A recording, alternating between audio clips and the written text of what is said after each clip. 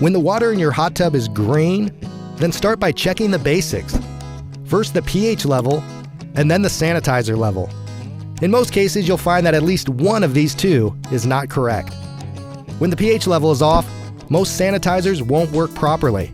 So set it between 7.2 and 7.6 and then correct the sanitizer value.